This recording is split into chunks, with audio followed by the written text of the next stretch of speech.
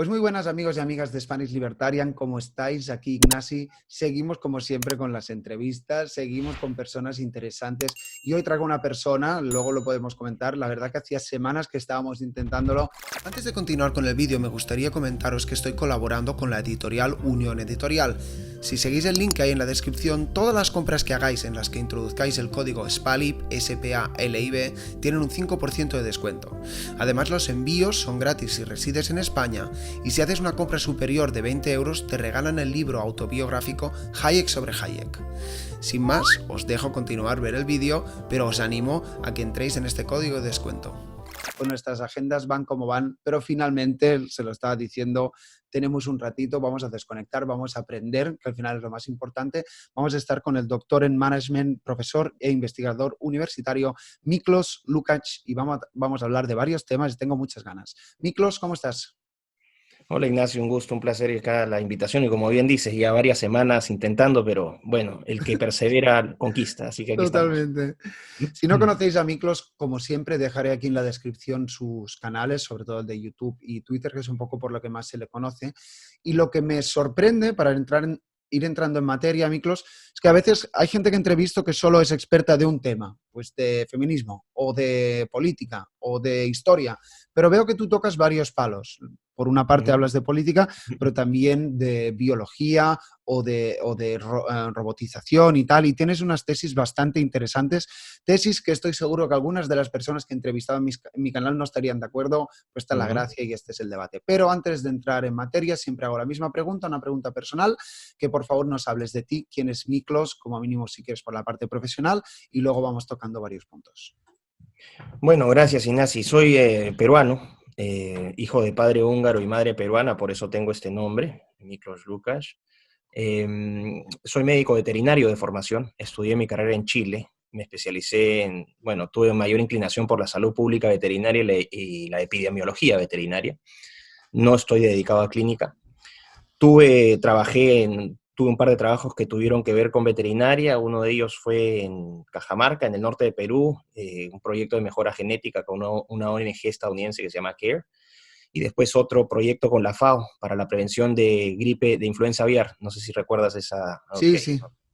Bueno, un proyecto para la región andina, pero siempre me ha interesado más la parte de la academia. Siempre soñé ser profesor universitario. Me encanta la investigación, me encanta leer. Fue un hábito que me cultivaron desde niño en casa. Qué bueno. Así que después de eso, bueno, me fui a estudiar a Nueva Zelanda. Ahí hice una transición a lo que es estudios de desarrollo, una maestría en Wellington. Regresé al Perú, trabajé como profesor universitario en la universidad en la cual estoy ahora. Después volví porque quería hacer un doctorado en Inglaterra, pero no daban becas para doctorado, así que tenía que tenía que lograr una beca primero para maestría y después lograr otra beca para doctorado. Así que postulé una beca británica, la beca Chevening. Me fui a Manchester, hice la maestría en innovación y ahí mismo empalmé con el doctorado y me becó la Universidad de Manchester. Así que me hice el doctorado, es el PhD, es en Management, pero el instituto donde yo trabajé es el instituto de el Manchester Institute of Innovation Research, que es uno de los centros más importantes del mundo en lo que es estudio de política de ciencia y tecnología, que es finalmente parte de lo que yo también hago. Ahora soy profesor en la Universidad de San Martín de Porres, en Lima, Perú, teletrabajos, o sea, de trabajo a distancia. Lo vengo haciendo desde 2010, así que para mí esto no es nada nuevo. Y bueno, antes he enseñado en ESAN, que es una escuela de negocios en Perú, y también he dictado en Manchester y en Essex, en las universidades británicas de Manchester y Essex. Ese es más o menos mi perfil. Bueno, todo un buen currículum. La verdad que no sé cómo te va a caber todo dentro de LinkedIn, porque tela lo que nos has contado, está a la mar de bien. Si te parece, vamos a intentar, quizás podríamos dejar esto como apartado, porque lo que me sorprende de tu perfil es que a pesar de lo que acabo de escuchar, que hablas de innovación y demás, también te metes mucho en política. Y si quieres podríamos empezar la entrevista por aquí. ¿Cuáles serían tus tesis políticas si tuvieras que definirte? Y sobre todo, ¿cómo es que también combinas quizás esta parte profesional, que es lo que nos acabas de contar, con también no sé si diría activismo, pero digamos, se nota que es un tema del que hablas abiertamente y tienes unas opiniones pues, bastante interesantes. Bueno, yo me defino y producto de las circunstancias, ¿ah? Porque debo confesar que hasta hace unos 10, 15 años atrás no era un individuo muy político, más o menos tenía nociones de lo que estaba a favor y de lo que estaba en contra, y siempre he sido muy claro en marcar posición. Entonces siempre supe que estaba, por ejemplo, en contra del aborto, siempre supe que estaba en contra de la agenda LGTB porque veía cómo se politizaba, de la agenda feminista porque se veía cómo se politizaba. Me defino conservador en lo valórico, en lo tradicional, en lo social, en lo cultural también, y vamos a decir, liberal, pero aquí también tendríamos, o sea, no de una manera muy pura, pero por ejemplo me identifico con las hipótesis de Hayek, ¿no? La escuela austríaca me parece interesante, Ujú. quizás también por una circunstancia histórica, porque el Perú tuvo un periodo muy difícil, porque somos hijos de la circunstancia, de nuestros contextos, entonces nuestras visiones van a estar moldeadas directamente por las experiencias que hemos tenido. Y en 1990 el Perú era un país que estaba en crisis absoluta, producto del terrorismo, la hiperinflación, era un país que era una Afganozuela el Perú en 1990. Y ingresa al gobierno del presidente Fujimori, del cual yo siempre he sido o sea, siempre he defendido ese legado, me parece que ha sido un gran presidente, que esto en el Perú genera una polémica muy grande. Pero Fujimori lo que hizo fue aplicar en cierta medida medidas de mercado, pero también de fuerte intervención del Estado en algunas áreas. Entonces no era un libre mercadismo puro, pero donde se necesitaba desregularizar la economía lo hizo, donde había la necesidad de privatizar empresas lo hizo, pero donde había la necesidad de traer más Estado a sitios alejados, producto especialmente del terrorismo, también lo hizo. Entonces, por eso digo que no soy un liberal puro en lo económico. Creo que soy, de acuerdo a las circunstancias, hay momentos en los cuales tú vas a necesitar una mayor presencia del Estado y una mayor presencia del mercado en otras, porque las fallas de mercado y la falla de mercado, del Estado pueden afectar en diferentes partes. O sea, las dinámicas sociales, las dinámicas económicas no son estándares, entonces ni siquiera en un territorio. Entonces, por eso creo que en ese sentido soy un pragmático, ¿no? En algunas ocasiones más mercado y en otras más Estado, pero Ujú. esa más o menos sería mi posición. Bueno, es interesante esto que comentas, ya también de sobras conocida este conflicto, entre comillas, que hay entre liber conservadores y liber progres. Desde Uh mi -huh, punto de vista es un poco improductivo, porque yo creo que en uh -huh, realidad compartimos más valores que no las diferencias, a pesar de que hay temas difíciles como, por ejemplo, el famoso aborto. Entonces, como tú hoy eres el protagonista, pues yo quiero escuchar y quiero aprender. Entonces, entiendo que un liberal conservador, vamos a juntar estas dos etiquetas, está a favor de una economía abierta, pero también con los matices que estabas diciendo, uh -huh. pero hay algo que quizás es como un intangible, que es como la parte cultural, que no sé exactamente si es de los valores, hijos de los valores judio-cristianos o de los valores de la ilustración, hay varias definiciones, Uh pero -huh. digamos, ¿por qué crees que es importante que haya ciertas instituciones y ciertos valores? Y a ver si pudiéramos definir y desarrollar un poco esto. Claro, bueno, decir que en España tienen ustedes un gran representante del conservadurismo liberal que es Francisco José Contreras, Lo que es entrevisté un, también. claro, él es un conservador liberal de muy alto nivel y él sintetiza muy bien ambas posiciones. A ver, me preguntaba sobre esta No, es pugna. decir, sí, o desarrollar un poco, de decir, ¿por qué este punto de equilibrio? ¿Por qué esta combinación? ¿Por qué en lo cultural eres conservador? Si quieres, Ah, focalicémonos en esto ok. concretamente. Lo voy a poner con una cuestión fundacional y creo que también va a responder en parte por qué me parece irrelevante este pleito, completamente irrelevante, pero por qué a la vez también me parece importante definir y fijar posiciones.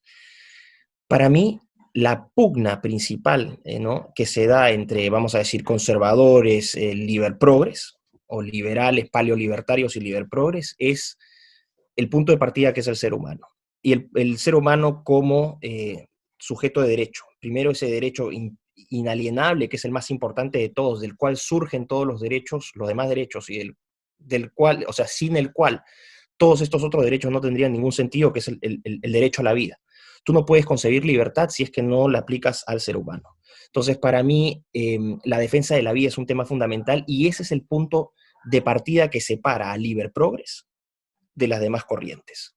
Okay. Por qué es tan importante? Porque ves ahora que estamos viviendo una época donde el progresismo, que todos tenemos la intuición de que es el enemigo común y que combatimos, ¿no? Esta agenda progresista liberticida, tiránica, estatista en exceso, y nos están imponiendo modos y comportamientos y hábitos que que gran parte de la población no quiere.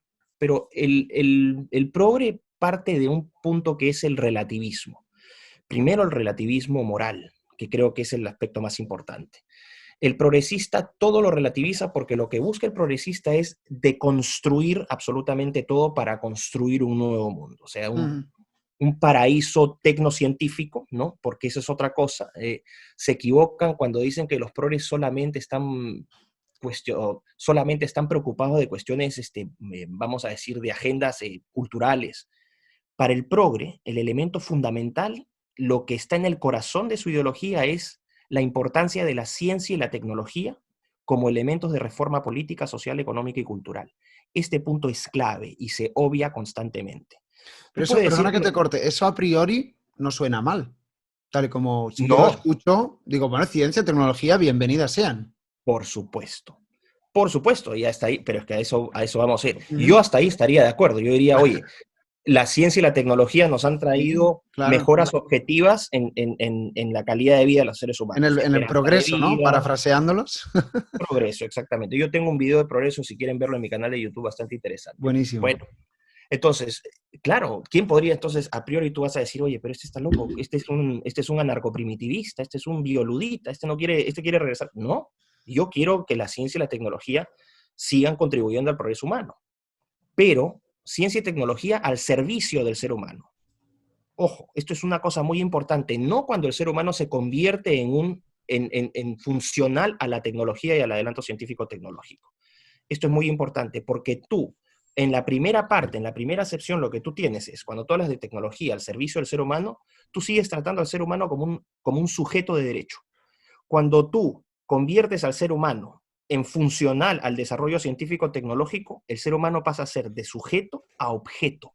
La objetivización, la cosificación del ser humano. Mira qué interesante es esto. Tú dices, entonces, ¿qué tiene que ver el tema del aborto?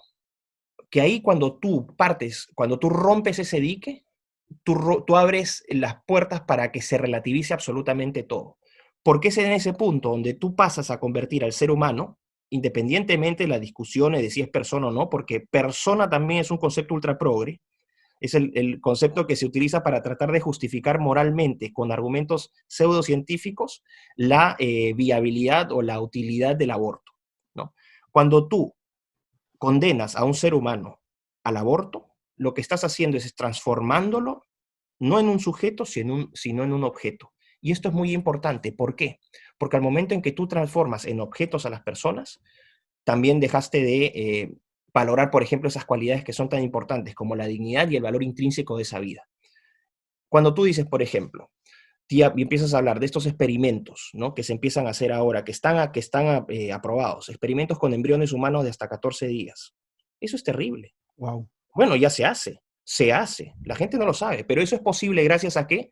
A que relativizaste la vida humana al máximo punto. Al que ya aprobaste el aborto, entonces el ser humano pasa a ser un objeto que tú puedes comprar y tú puedes vender. Los vientres de alquiler son un caso concreto, evidencia empírica pura. Cuando tú tienes vientres de alquiler, entonces tú puedes mandar a pedido a un bebé. Y si no te gusta, también puedes cancelar el pedido. Entonces, dejaste de tratar a esa persona o a ese ser humano como un sujeto de derecho y lo conviertes en un objeto. Ahora, quiero para que tenga sentido lo que estoy diciendo, porque quiero retomarlo con el tema de la ciencia y la tecnología. No sé si tú has escuchado hablar de la cuarta revolución industrial. No, pero me imagino por dónde van los Bueno, tiros. sugiero que lo hagas, porque y que la gente que nos está escuchando que revise lo que es la cuarta revolución industrial, que es una política pública postindustrial que se está aplicando en todo el mundo y cuyo origen es Davos en Suiza, el Foro Económico Mundial, ¿ok? Que es cuando la gente dice la élite y se refiere a la élite progre, ahí los van a ver en Davos cada año en enero cuando se van a sacar fotos, todos esos son la élite. Bueno, ¿qué te dice la cuarta revolución industrial? Que hemos llegado a un punto donde el desarrollo científico-tecnológico es tan grande, ¿no? Tienes la inteligencia artificial, tienes la biotecnología, la nanotecnología, impresión en 3D, computación cuántica, robótica, etcétera. Y que todas estas tecnologías finalmente van a materializar la eterna promesa que hasta ahora no se ha cumplido de que el hombre va a poder construir un paraíso terrenal literalmente. O sea, nuestra calidad de vida va a ser como nunca antes lo hemos logrado. Ojo, que estas promesas ya las hemos escuchado en el discurso nazi, ya las hemos escuchado en el discurso soviético, ya las hemos escuchado en el discurso comunista chino, ya no es cosa, no, las hemos escuchado en la Revolución Francesa, ¿no? Sobre todo en la etapa previa a los jacobinos, todas estas estos grandes llamados de progreso en nombre de la humanidad. Entonces, con estas tecnologías lo que dicen, finalmente vamos a poder lograr o conquistar este estado de bienestar que siempre hemos deseado.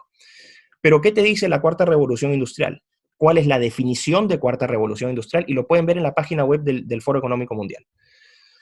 Es la fusión, y ojo con esta palabra, la fusión de los sistemas biológicos, tecnológicos y digitales. La cuarta revolución industrial, por primera vez, va a dejar de aplicar la ciencia y la tecnología fuera del ser humano, o fuera de los otros seres que tienen vida, sino que la vamos a empezar a aplicar a nosotros y a otras especies. Esto es muy importante porque de aquí vas a entender por qué el aborto es un tema tan fundamental.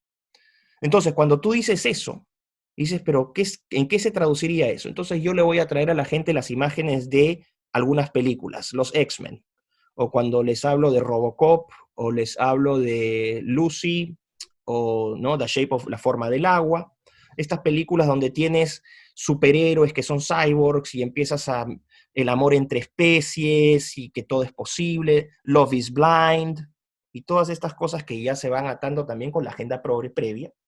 Lo que tú estás haciendo ahí es utilizar la ciencia para, entre comillas, mejorar al ser humano. Pero no mejoras al ser humano mejorando su entorno, sino, entre comillas, lo mejoras aplicándote esas tecnologías a ti.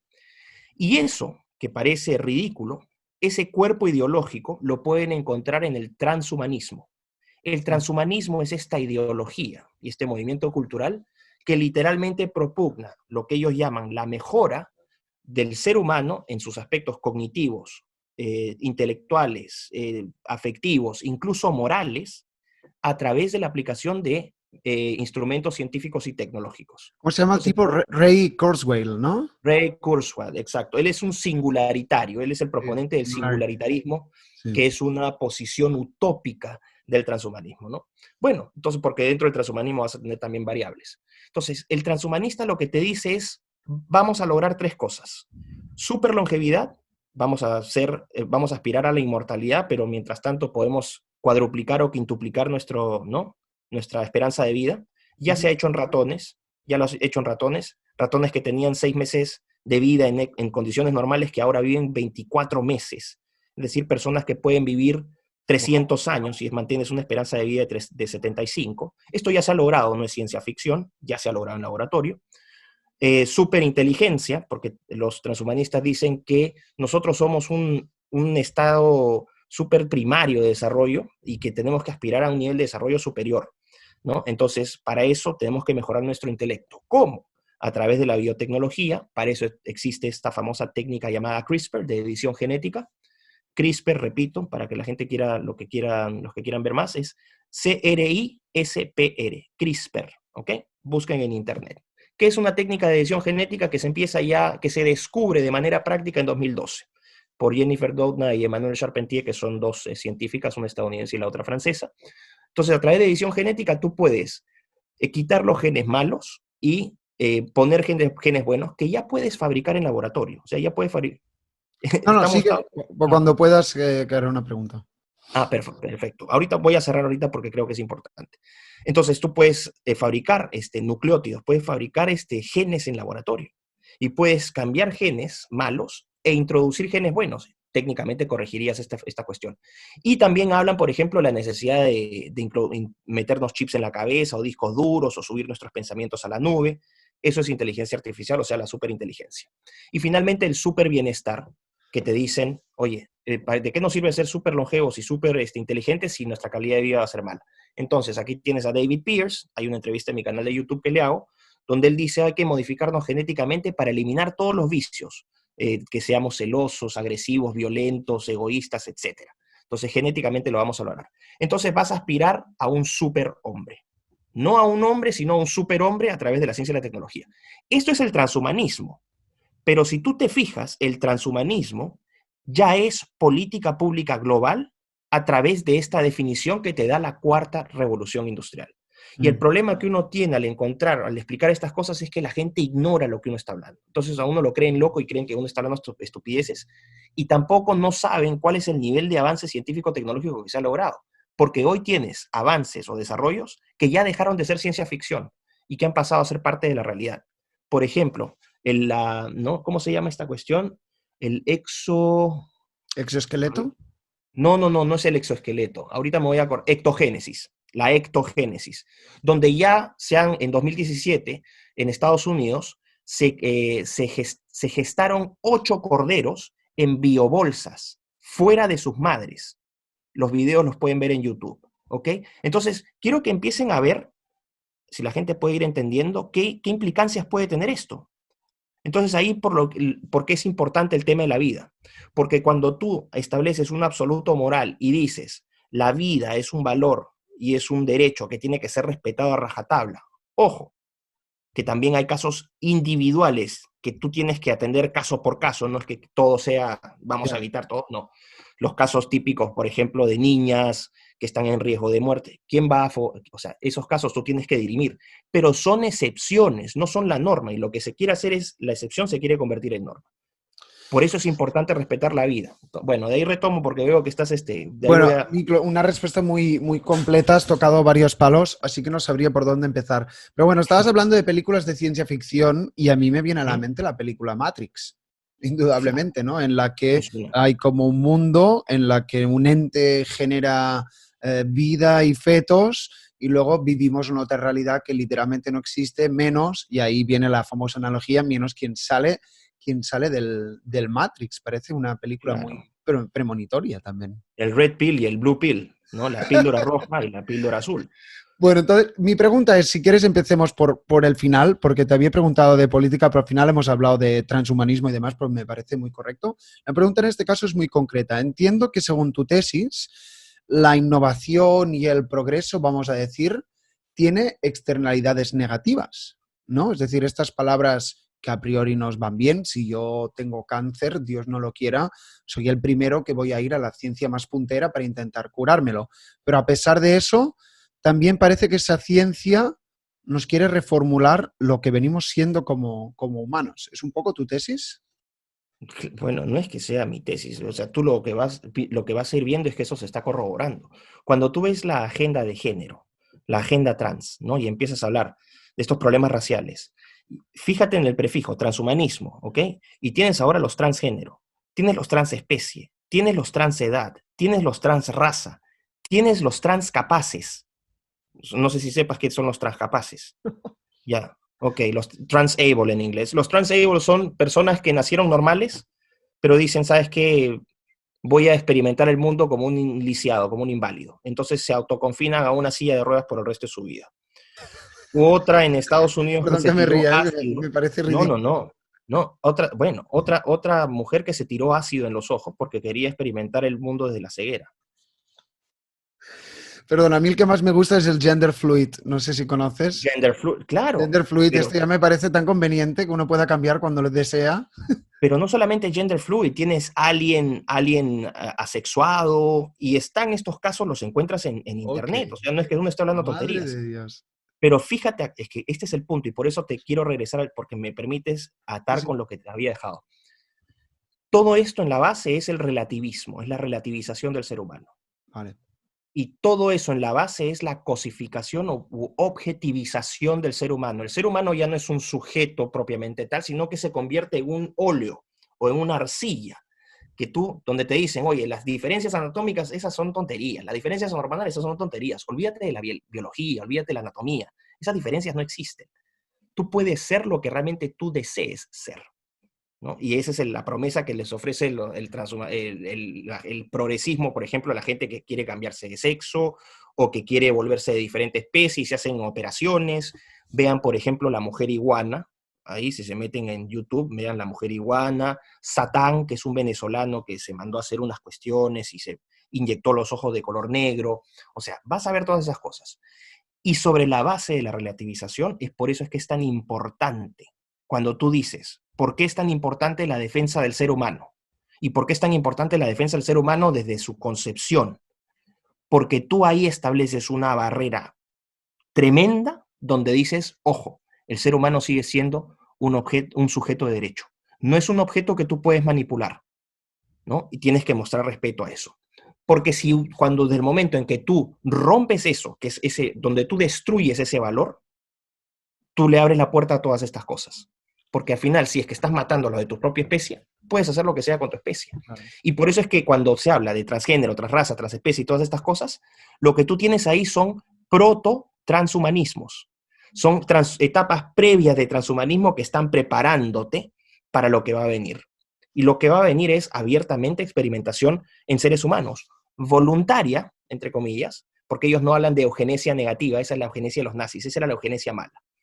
Pero el suyo es un proyecto eugenésico abiertamente, porque cuando tú dices vamos a mejorar, bueno, no vas a poder mejorar a todos. Hay algunos que van a ser mejorables y otros no. Va a haber genes que tú vas a querer perpetuar y otros no los vas a querer tener, porque tu aspiración es hacia la perfección. Si quieres mejorarlo, tú aspiras hacia... Bueno, y No sé si se me fue. también será un tema económico, no todo el mundo se lo podría permitir. Así es. Y ahí entras a las diferentes variables de transhumanistas, donde vas a tener a los tecnolibertarios que dicen Estado y mercado, chao. O sea, al final yo, o sea, claro, el mercado sí, pero yo soy soberano de mis decisiones y yo hago lo que yo quiera con mi cuerpo. Entonces, al final, los biohackers, esos sujetos que están en sus garajes ahí, esos son tecnolibertarios, transhumanistas. Puedes tener tecnoliberales, donde te van a decir, sí, bueno, tenemos que respetar, o sea, tenemos que dejar que el mercado asigne, ¿no? Pero tiene que haber también una función social ahí para evitar las discrepancias. Puedes tener tecnoprogresistas que te van a decir, ni mercado ni individuos, esto lo hace el Estado.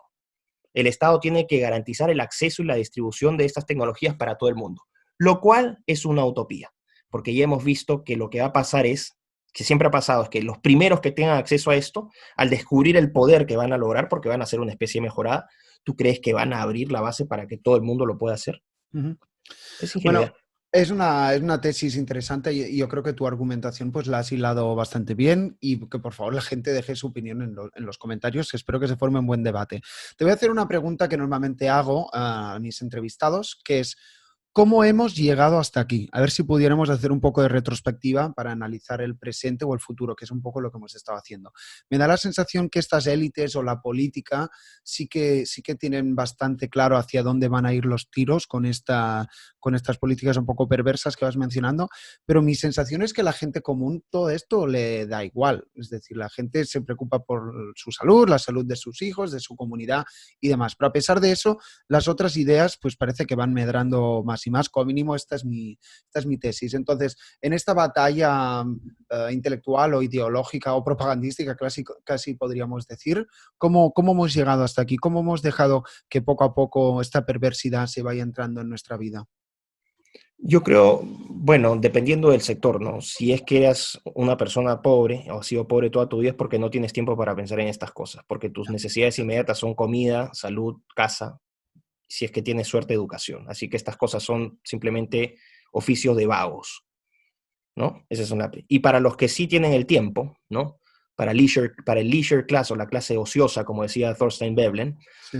para esta gente es porque simplemente se ha vuelto más estúpida con el paso del tiempo. O sea, cuando a mí me dicen la gente con mayor, vamos a decir, con mayor acervo económico, con mayores posibilidades económicas, se ha vuelto más estúpida, se ha vuelto más floja, se ha vuelto más ignorante, se han volcado abiertamente al consumo, al placer, ¿no? A la superficialidad. Lo puedes ver abiertamente. O sea, cuando a mí me dicen los sectores A y B de las sociedades, sobre todo los A, que son supuestamente los que tendrían que tener acceso a la mejor educación, a la mejor formación, son los más estúpidos. Ujú. ¿Por qué? Porque han sido devorados por esta vorágine de consumo, ¿no? De vorágine de consumo y de hedonismo. El hedonismo se ha establecido ahora como una ideología y como un objetivo per se. Parte de este hedonismo, que es, vamos a decir, un derivado del utilitarismo benthamiano, del utilitarismo miliano, ¿no? Pero el hedonismo. Quien desarrolla estas tesis muy interesantes es Peter Singer, con quien estoy en contra. Bueno, esa yo creo que es una cosa. Dos, este estancamiento en lo que tú llamas este debate estúpido y estéril en las derechas, ¿no? De qué tipo de modelos y que yo soy el más yo soy el liberal más verdadero, yo soy el libertario más verdadero, y mientras tanto los comunistas y los socialistas ocupando escuelas, ocupando medios de televisión, ocupando el poder político, mientras nosotros seguíamos consumiendo. Ellos entendieron con mucha anticipación qué era lo que se venía, lucharon para eso, y hoy están cosechando los frutos de esas décadas de conquista silenciosa e implacable, ¿no? De todos los medios, no solamente de prensa, sino las universidades, los centros de difusión, las plataformas de gobierno, las ONGs. El discurso lo han politizado. O sea, el lenguaje lo han convertido en una poderosísima arma de destrucción política. Entonces, creo que esa es una de las cosas por las cuales hemos llegado. Y tú me dices, yo vi un video que tú lanzaste donde llamabas a la unidad, ¿no? De estas corrientes. Mm. Y yo estoy completamente de acuerdo con eso. Pero nuevamente retomo el tema de la vida y por qué el tema del aborto es tan fundamental. El que juega a favor del aborto está jugando a favor de la relativización del ser humano y está jugando a favor de la objetivización del ser humano, por lo tanto termina siendo funcional a la agenda progresista. No se trata de que podamos estar de acuerdo en temas económicos o políticos, eso es importante, pero no es lo fundamental. Lo fundamental es cómo nos conseguimos a nosotros y a nuestros pares. De ahí parte la economía, de ahí parte la política, de ahí parte los organismos, las organizaciones sociales, lo que quieras. El ser humano es el principio, ¿ok? Entonces, si tú te fijas, esta calificación de Liber Progress, tú vas a decir, pero bueno, si al final están con nosotros, solamente estarían con nosotros porque están criticando, diciendo que los gobiernos, los estatismos son peligrosos, que terminan en dictaduras y terminan socavando las libertades, y eso es cierto.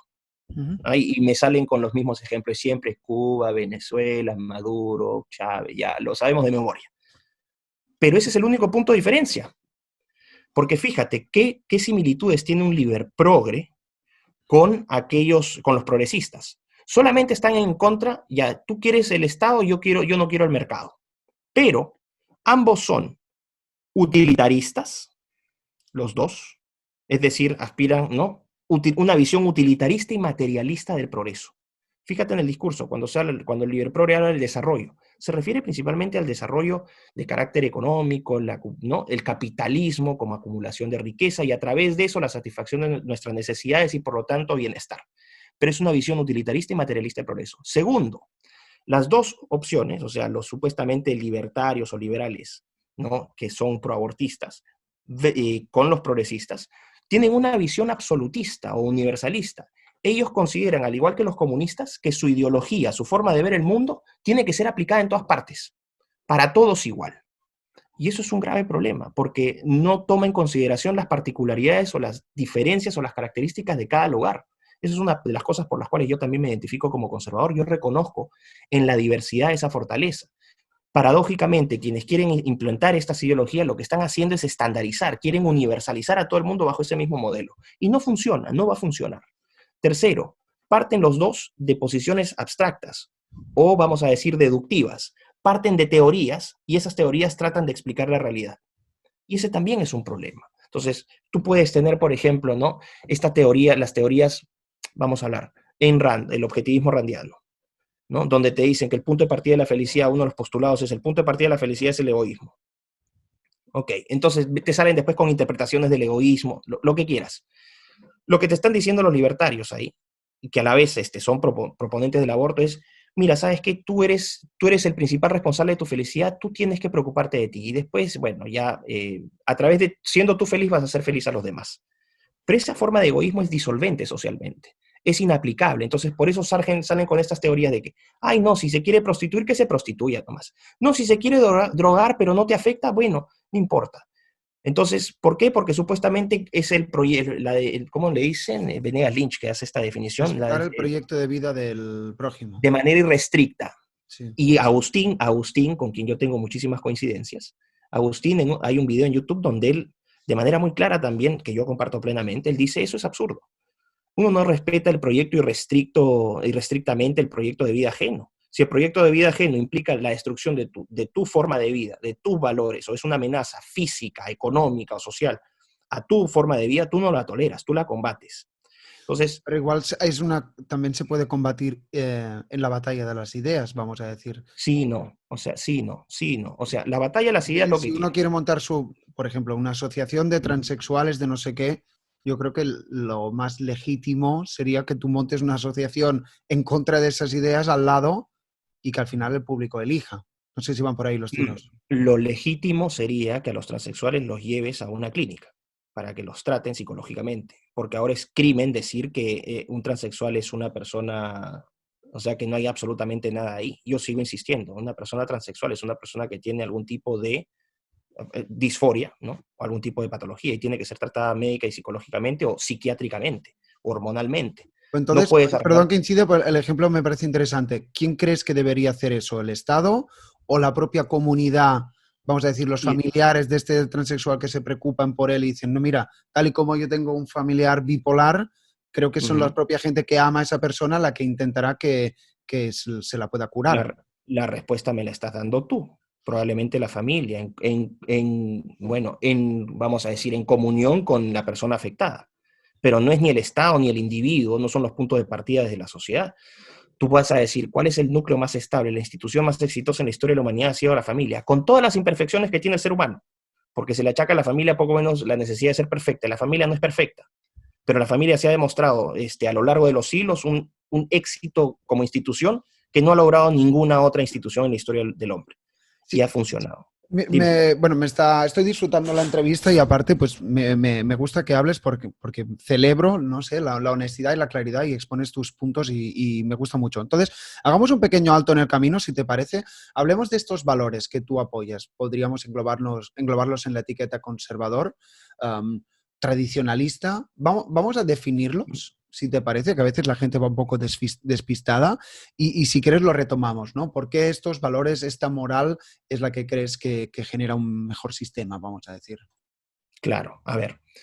De partida decir que dentro del conservadurismo no todos los conservadores son religiosos. O sea, tú vas a encontrar un Okay. conservadurismo secular, que es, por ejemplo, el que yo tengo, ¿no? Yo soy un conservador secular porque yo no soy creyente o soy un mal creyente o Uh-huh. me defino como un agnóstico filocristiano o un pésimo católico. Vamos a ponerlo, esas son mis definiciones. Eso soy yo, ¿ok?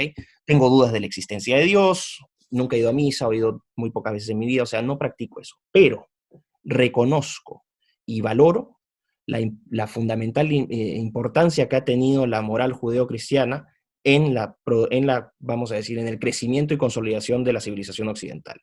No concibes Occidente sin esa contribución, punto. Y tú puedes tener un punto de partida, por ejemplo, ¿no? Vamos a decir, en los 10 mandamientos que vendrían a ser el primer código legal, un primer código legal vamos a decir, por lo menos del judaísmo y después del cristianismo, que te establece valores a priori. Por eso es que se dice, es una ética deontológica, partes con postulados a priori, ¿no? No matarás. Bueno, me parece razonable decir que no vas a matar, ¿no? Me parece bien. No, respetarás a tu padre y a tu madre, honrarás a tu padre. Me parece fantástico. O sea, si tú te pones a ver cada uno de los mandamientos, es un llamado al sentido común. Es un llamado al sentido común, independientemente si le quieres dar una interpretación divina o no. Me parece bien. ¿Por qué es importante? Porque las sociedades funcionan en base a convenciones. Ya John Locke ya había establecido, o por lo menos refresca la memoria a fines del siglo XVII, de que las instituciones son indispensables porque son las que garantizan tu libertad. Tú eres libre porque existe un ordenamiento institucional que te permite a ti actuar en libertad. ¿Eso qué significa? ¿Que eres completamente libre? No, pero es una falacia decir que uno es completamente libre. Más aún si vives en sociedad, tú lamentablemente vas a tener que hacer ciertas concesiones para convivir pacíficamente. Ese es el sentido verdadero de tolerancia. Tú tienes ordenamientos y arreglos institucionales porque son esos mismos arreglos institucionales que surgen entre convenciones, ¿no? En las convenciones de los seres humanos, en los debates, en el estoy de acuerdo, estoy en contra, en el juego político, ¿no? En el juego democrático, es a partir de eso donde surgen estas convenciones. Y son estas convenciones las que a ti te garantizan libertad. Entonces, esa base moral que acabo de decir, ¿no? Uh-huh. Está en los 10 mandamientos, que después se han ido desarrollando en leyes, ¿no? A través de la prueba y el error, por ejemplo, el caso británico, el common law, que me parece un método legal o institucional superior incluso al modelo francés, o, bueno, en fin, no me voy a meter a tema de derecho, pero el punto es que son puntos de partida, son troncos comunes. Y esos son los absolutos que yo menciono. Una sociedad sin absolutos es una sociedad que nada en el relativismo. Y una sociedad que nada en el relativismo es una sociedad condenada a desaparecer. ¿Qué es lo que está ocurriendo ahora? Por eso es que se está buscando relativizar absolutamente todo. Todo es relativo, la vida es relativa, los géneros fluidos son relativos, todo lo sometes a cuestionamiento, todo es cambiable, todo es interpretable, y nos hemos olvidado de la defensa de cuestiones de valores y principios fundamentales. Entre ellos, el más importante, y por eso te digo que aquí se hace la distinción, la defensa de la vida. Entonces, moral, vamos a decir, cada territorio, cada comunidad va a tener su propio arreglo institucional. ¿Por qué? Porque la institucionalidad no solamente va a estar afectada por las relaciones entre las personas, está afectada por el grado de escasez o abundancia, por ejemplo, de alimentos, qué tipo de alimentos se consumen, el clima, la situación geográfica. Es decir, todo eso configura, ¿no?, el tipo de música que se va a hacer, el tipo de literatura que se va a escribir, el tipo de cuentos que se van a contar, el tipo de creencias que se van a dar, cada una moldeada en su propia particularidad. Y son las comunidades, y esta es la diferencia, porque la gente, hay mucho estúpido, mucho ignorante, que tiene una visión hollywoodense del conservadurismo, ¿no? Esta versión hollywoodense de Ridley Bueno, Scott, ¿no? donde supuestamente el cura siempre es el malo, que Ajá. siempre está tratando de conspirar contra todo el mundo. O sea, esa es una visión hollywoodense.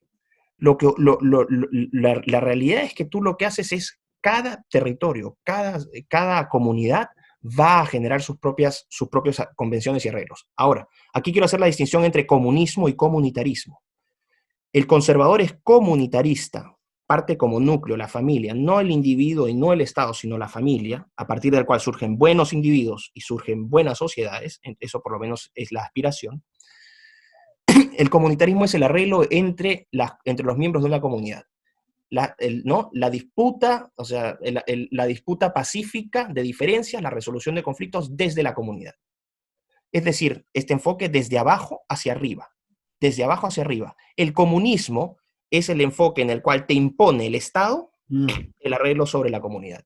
Ahí no hay convenciones entre los miembros, sino lo que viene de un Estado tiránico y te impone lo que tú tienes que hacer. Y por eso es una de las partes más importantes de por qué liberales, libertarios y conservadores estamos del mismo lado en este aspecto, porque repudiamos el colectivismo comunista y lo combatimos eternamente. Y en ese sentido también, para hacer una aclaración, por propaganda y por ignorancia, el libertario y el liberal creen que la libertad es el monopolio, es su monopolio. Pero me van a disculpar, el conservador defiende y promueve la libertad tanto como lo hacen los liberales y los libertarios. Que no lo sepan es por propaganda y por marketing.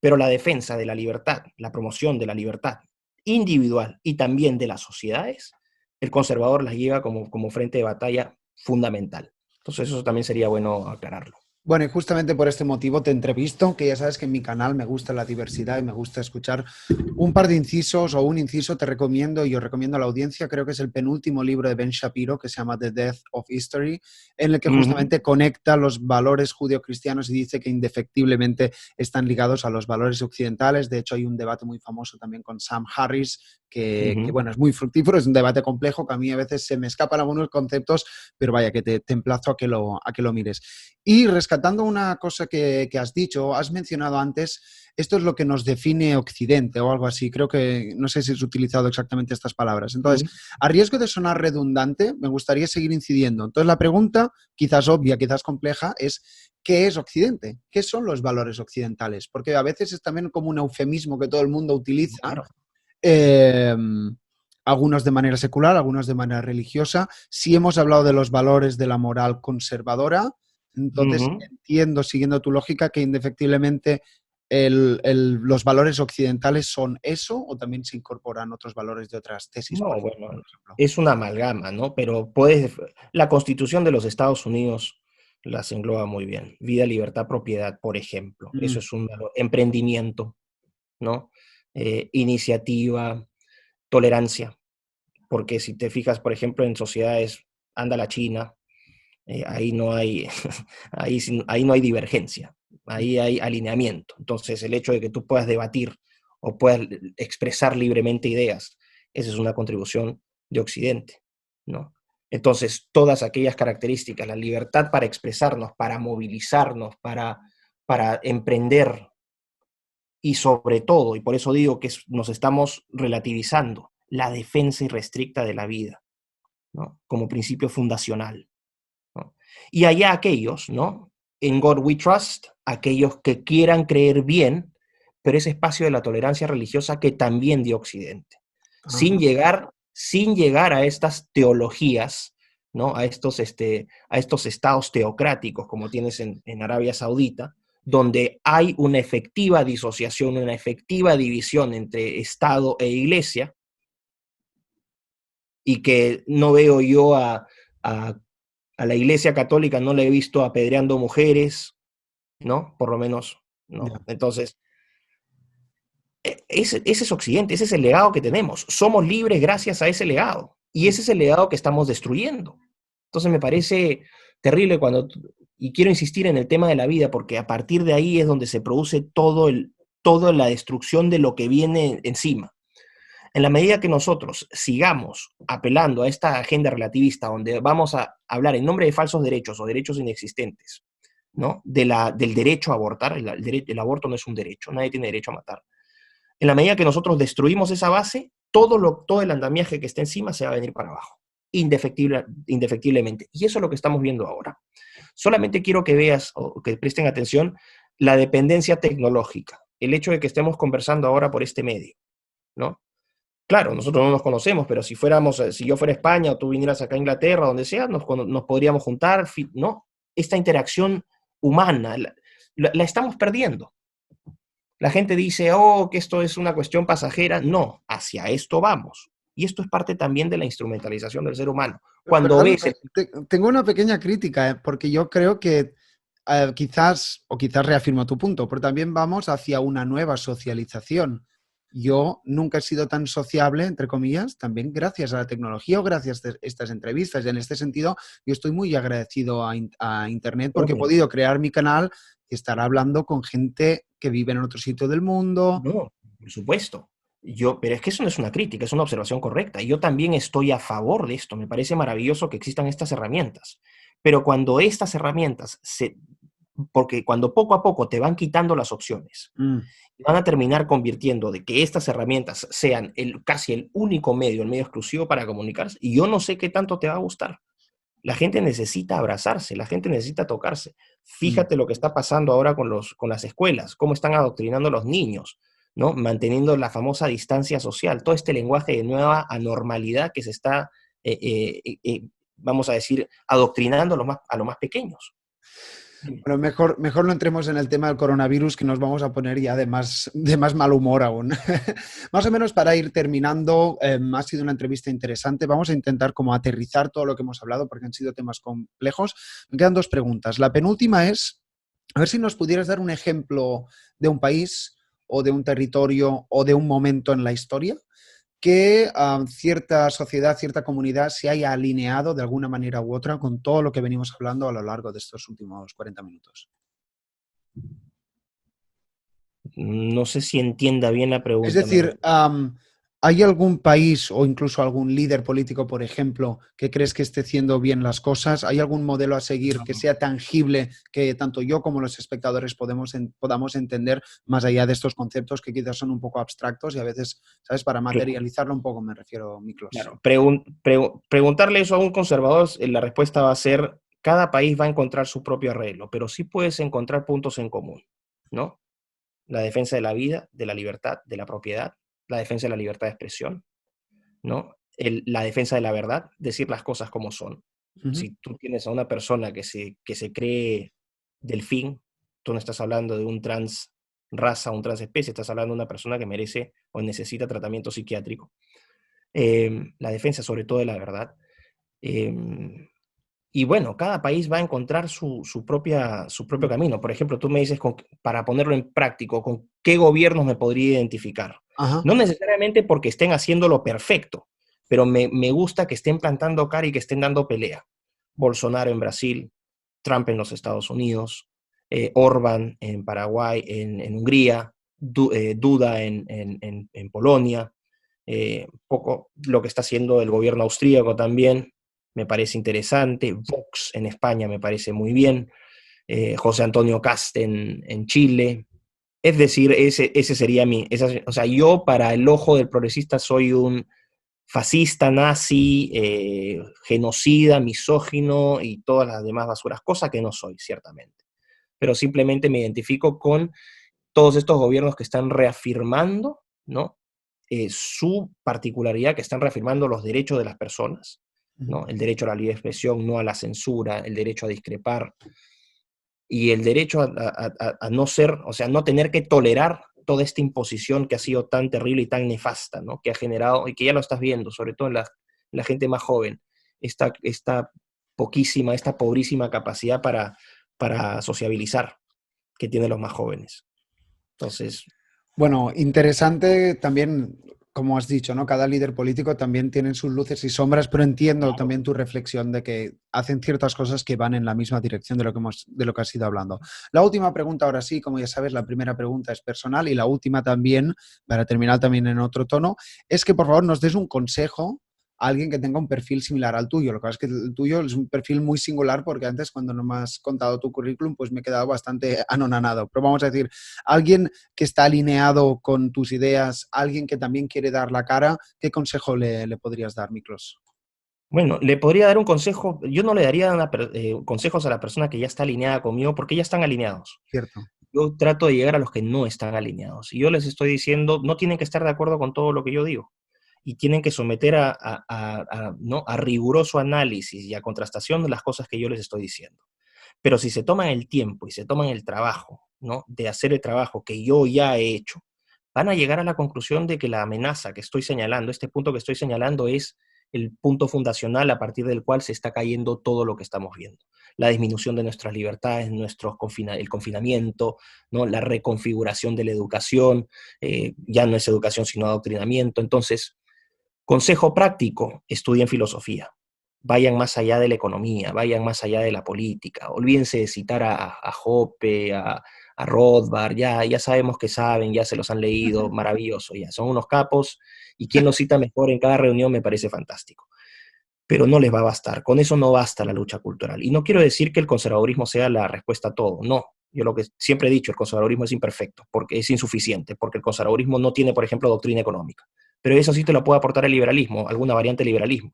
Por eso desconfío mucho de estas ideologías, como este libertarismo objetivista, ¿no? Randiano, que es universalista, abstracto y totalitario, porque piensa que es el fin y el principio y fin de la verdad. Me parece terrible eso. Tratar de moverse un poco del aspecto de la economía, de la política, y profundizar, por ejemplo, en la filosofía. Métanse a estudiar ética, ¿no? Por lo menos un curso básico de ética, un curso básico de estética, muy importante. Todo lo que es la dimensión axiológica, la valoración, tanto en lo moral como en lo estético, muy importante. Les va a dar argumentos. Estudien un poco de metafísica, o sea, me parece también o sea, la filosofía les va a dar un gran campo. La epistemología, vean ahí, vayan tomando de algún poquito y una les va a interesar probablemente más que la otra, pero la filosofía les va a dar bagaje y consistencia y sustancia en cuanto a su capacidad de argumentar y a su capacidad de razonar y establecer puntos de relación entre elementos y cosas. Y otra cosa, y con esto cierro, estudiar necesariamente tecnología. ¿En qué está la ciencia y en qué está la tecnología? Los invito a que investiguen sobre inteligencia artificial, que aprendan qué es la inteligencia artificial, qué es machine learning, qué es deep learning, qué es los tipos qué algoritmos existen, para qué sirven. Biogenética, la técnica CRISPR, qué aplicaciones existe con la edición de genes, pros y contras. Nanotecnología, robótica, por favor, investiguen. Y ahí van a darse cuenta, a medida que van avanzando en este estudio entre lo filosófico, entre lo tecnológico, entre lo político y económico, que ya tienen algunos, cómo las cosas van confluyendo y cómo todo va tomando sentido.